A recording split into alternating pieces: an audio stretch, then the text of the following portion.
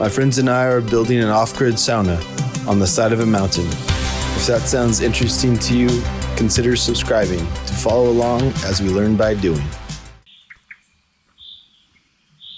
Hey, what's up? It's 2 weeks later. We're back at the cabin. Beautiful sunny weekend. It's gonna be cold. I got up here, it's in the high 30s and windy. It's like a crisp wind, if you know what I mean. So I got a ton of tools. I got some sheets of plastic for the shower.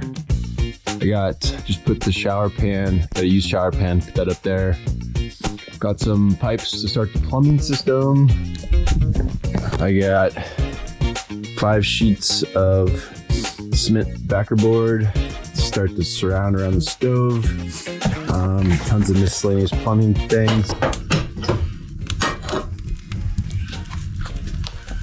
Oh, feels so good. So that'll be the stove corner. The stove is gonna go like long ways here, and it is a skinny stove. It's only a foot, but still. It's a small spot, small space, but I think it'll be good. Everybody else has even smaller saunas, and it seems like it's a good size, so you gotta keep moving, not overthink it. Can't figure out like which project to work on first. There's so many, but you know, rule number 1, keep moving. You got plenty of stuff to carry while I think about it.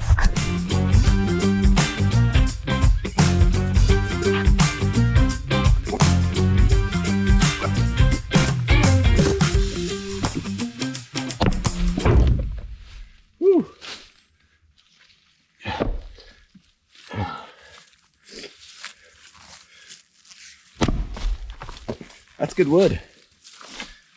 It's a lot of wood too.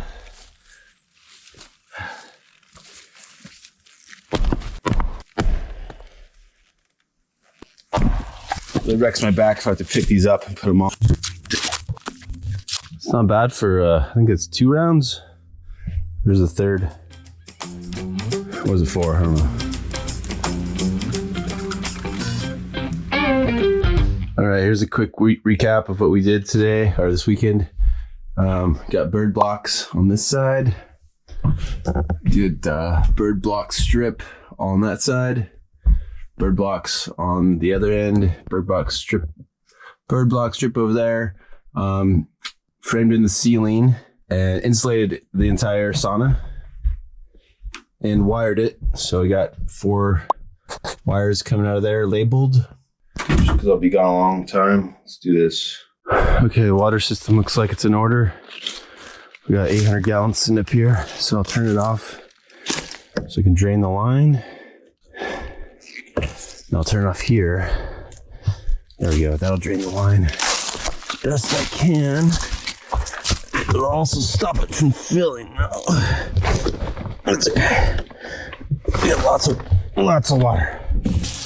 Now I'm just gonna let that run to drain the line.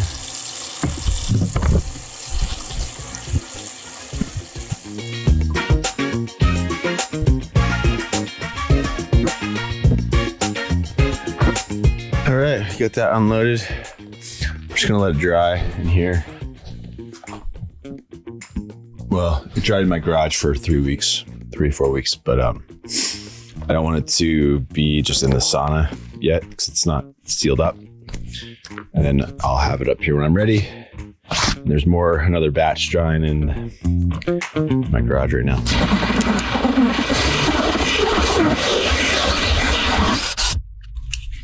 All right, let's get this plug out here so I can drill through the insulation.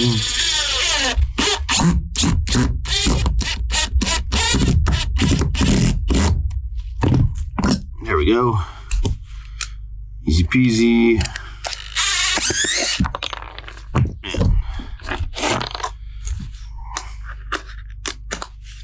No modulation on that DeWalt. It's like off or on.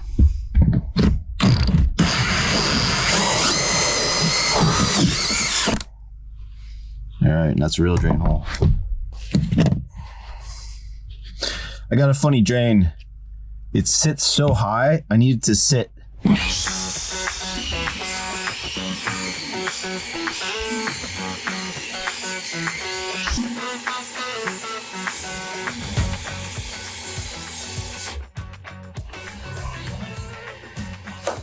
Pump the breaker. Man, that this treated wood is all warped and the saw does not like it.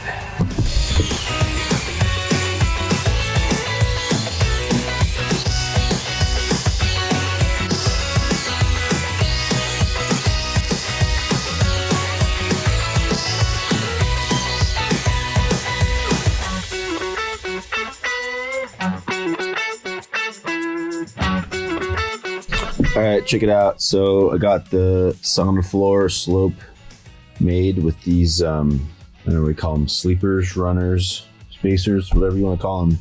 It goes from basically 0 to 1/8 all the way up to 7/8 on that side. And so I'm going to glue and screw these down and then fill the gaps with mortar sand mix. And then I'll screw down Durarock on top of that, and then it guarantees me a nice slope to the drain. And then after that's done, I'm gonna tape the Durarock and skim coat it.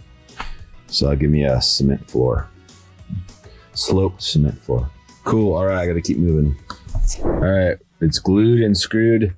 That took a while.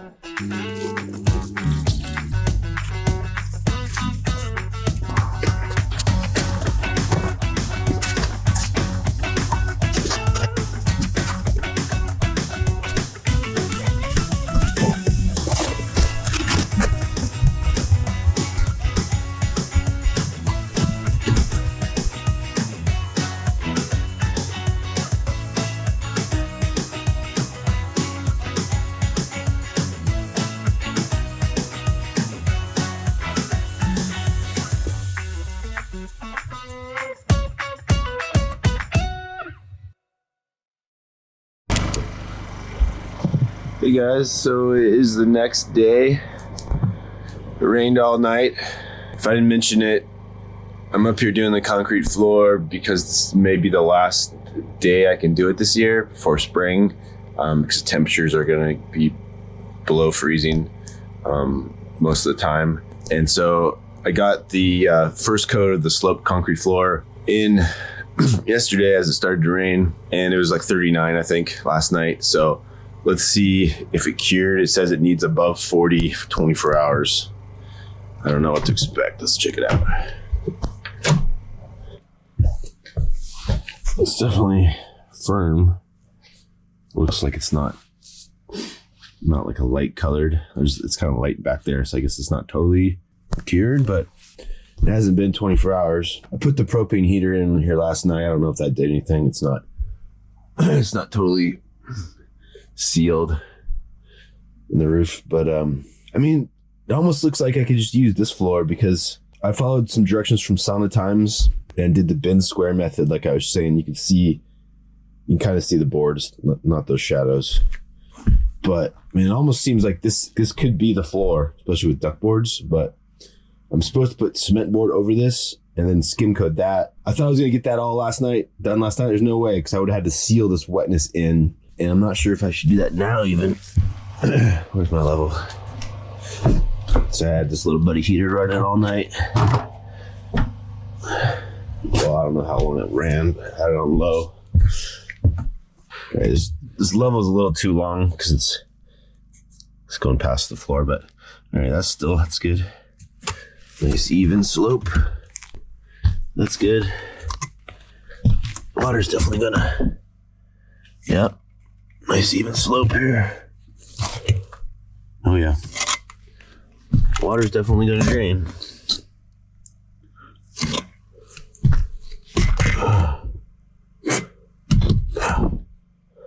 Oh yeah. No problem there. Well, I didn't mess up the important part. That's good. So, the question is, will concrete cure if I put cement board on top of it?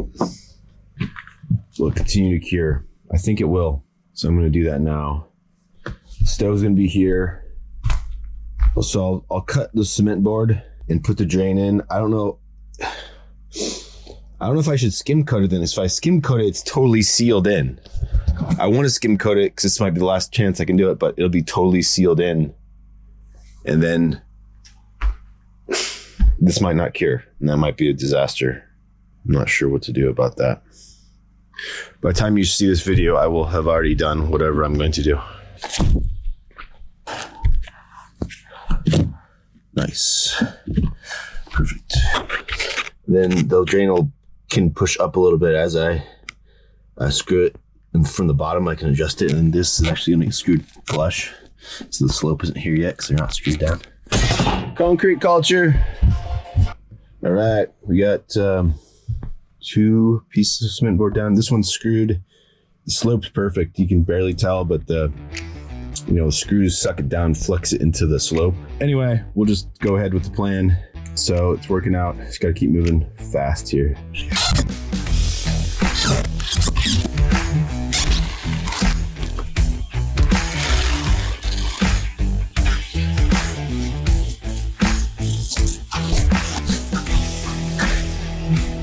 Well, there it is, skim coated. Sure isn't perfect, but I got a great price on this concrete guy. He said he had never done it before, but he gave it a shot, so for free, so why not? It's funny, every time I went to go smooth the line, I'd create 2. My trowel, I had 3 trowels. The only one that I could really use was the cheapest, crappiest one. The other stuff had really hard plaster on them and I couldn't get it off. I'm sure that contributed, but overall, this is gonna be totally sturdy. It's probably overkill, honestly, because the bottom layer is so thick and robust. So got a lot of waterproofing on the drain. Drain seems like it feathered in pretty good. That blue film, that I'll take it off when it's cured. It might cause some issues, but I can always silicone the edges. So all good. Yeah, it's gonna work. I'm gonna put a hearth on top of this thing. This is what I wanted to accomplish today, so it feels good. I got probably an hour and a half of cleaning it up. Then it's time to get home. All right, we're back. Setting up for another weekend of DIY fun. So here's the floor. First time I've seen it dry. I think I left 3 weeks ago. And so I'm glad it's not cracked. You can see the dark spots. This is a nice pitch right to the drain. The lines you see are the seams. And I wonder if it's this is a relatively thin skim coat, so I think it should be dry, but there's like a big chunk of cement underneath this. So I think it's like kind of drying and it's coming up through the seam somehow, but it's pretty good. Do foil all the way around, cement board, and hopefully start the paneling. Let's get after it. It's gonna get dark in about an hour. Short days here in December.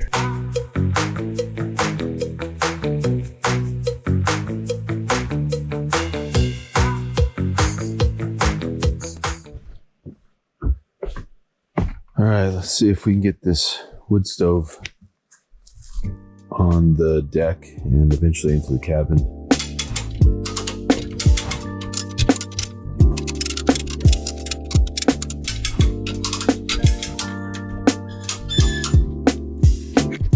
All right, we did it.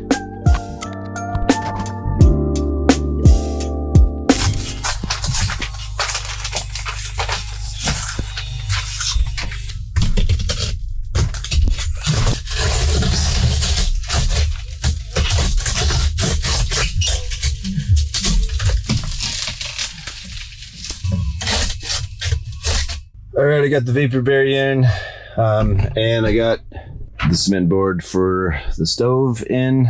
And now before I put the paneling on, I got to do this little fiddly business where I'm cutting 45-degree angles of treated wood. And I don't know if you can see that, but I'm basically tucking them behind the vapor barrier. So the siding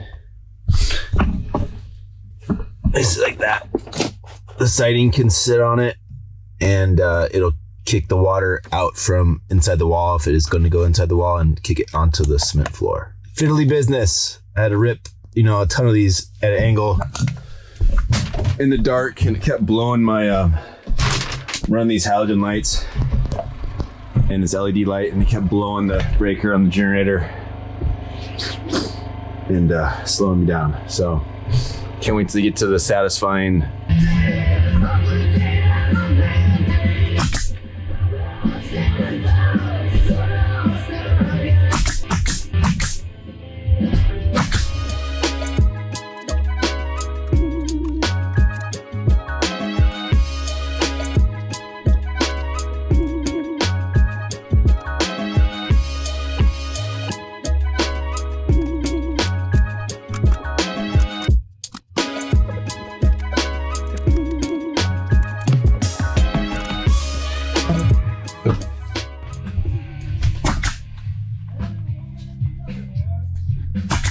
Keep the knots under the benches or like above where people were sitting, because I think the knots can bleed sap. I don't know if cedar does it really bad, but I know other species do. But in general, I'm trying to hide the knots. So, it took me forever to select these boards too. I think I spent half an hour to grab 15 boards, and then that was the best I could do. All the rest sucked at Lowe's. And Home Depot was a joke. They were all sopping wet and not sanded on either side, but Lowe's had this batch.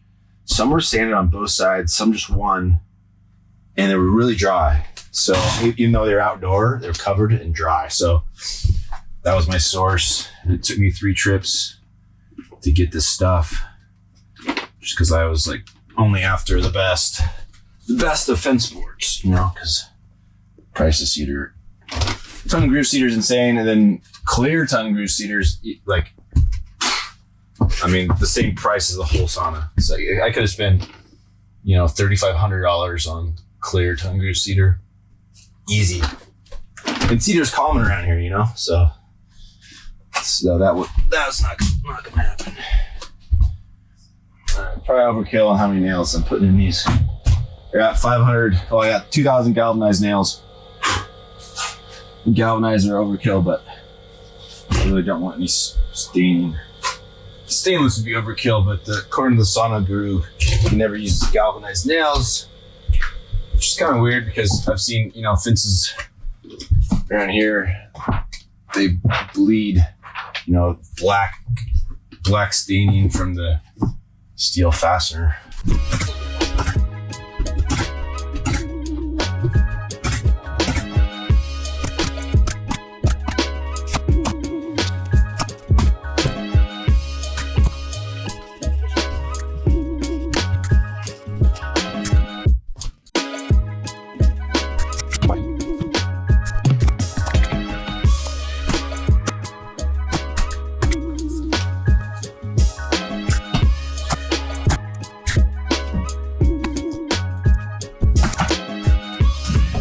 All right, it's a good stopping point. Got basically 3 walls done. I like that I didn't have to do any cuts, at least not cross cuts. So I'll just do a rip there, and then all the cutoffs from this wall can go there. I'll figure out the ceiling tomorrow. I want to do some kind of cement board up there, but I have to figure out where the chimney's going to go. So I got to cut off that vapor barrier, I think, and explore and pull back the insulation. And I won't know until I get the stove in there, and that's not ready. So probably have to leave part of the ceiling unfinished till I can get the stove up here.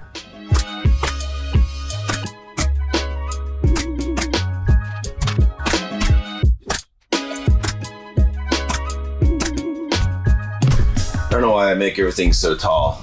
I just my go-to when I put a window in some places, like, I'll make it high. I don't want it too low, but it's like I'm not that tall. Even with the added height of the floor, still can't see the deck a little bit. And the whole point of this window was to see the hot tub, like if people were in there. Once there's benches here, I guess you could see better. But I really want to have a window over there. That'll be an epic view.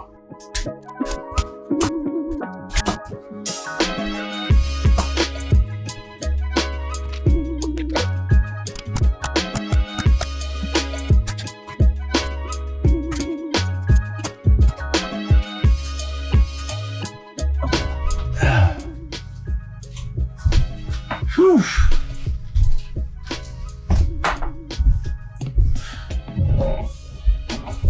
All right.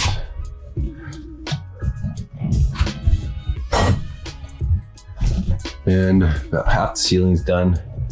I need to figure out what I'm doing here for the stove. Probably leave a square.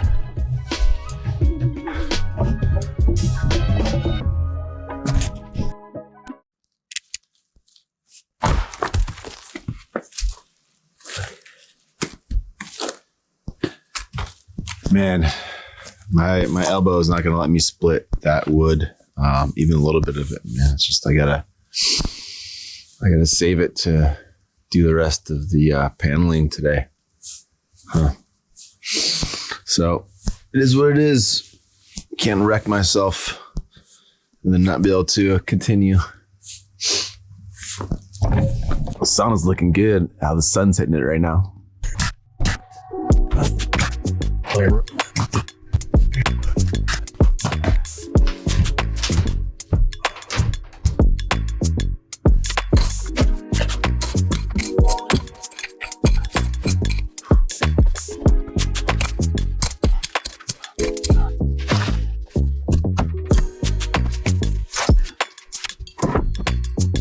All right, well, that's how far I got in this. It's getting dark. I gotta pack up and get out of here. It's probably an hour of packing. But yeah, I'm glad I didn't go for it and cutting the other like treated runner and tried to scrap piece. It's just a lot of complex angles because like the earth is sloped and everything. I'm trying to match up everything, and it's a weird non-standard stair situation. There's gonna be a step kind of here. It's gonna come out and then blend into this. That's what I get for increasing the building size 3 times or twice. So all right, we're back at the property. Project for the evening is to cut a hole in the roof for the stovepipe. I've already got the center of it right through the middle of that wood. Did it with the plumb bob and that ruler down there. It's really tight tolerances in here.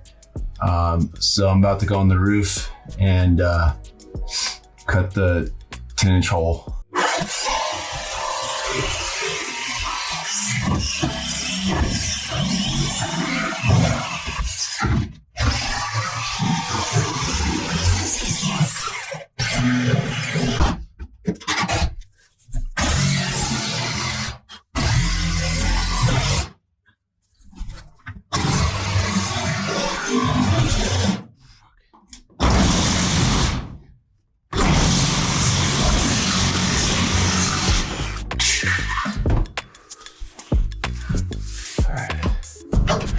Ooh, got a little out of control there. That's all right. Give me a little wiggle. That'll give me a little wiggle room. Man, it's just kind of crappy that this, I wish I could move it over a little bit to give this a whole full flange here. I can't really though. It's gonna be there. It's really shitty. But this is supposed to conform. See there, it holds its shape. I don't know if you can see that. Now we gotta cut that. I didn't bring scissors. I'm really supposed to have scissors. I've seen people totally ruin these with a knife. That's all I have, unfortunately. I have its perfect shop shears. I have a perfect set of scissors I got for Christmas, and they're in the drawer at home. So you gotta cut it. Okay, we'll make it work. But I saw another guy on YouTube ruin it because it made a tiny little tear, and then when it stretches, it just tears more. All right, we're committed now. Just cutting a hole in the roof in the rainforest on January 5th. Let's make this work. Okay, I almost got this cut out. I cut it off on the 9.5 to 10 line, so that'll give me one more try if I need to. I cut this perfect, luckily with a knife. It didn't get any nicks. Because if you just nick this a little bit, when it stretches, it just tears open. So I'm happy with this. Let's go see if it fits. Can't get much tighter than that. Even all the way around. There's moths living in there.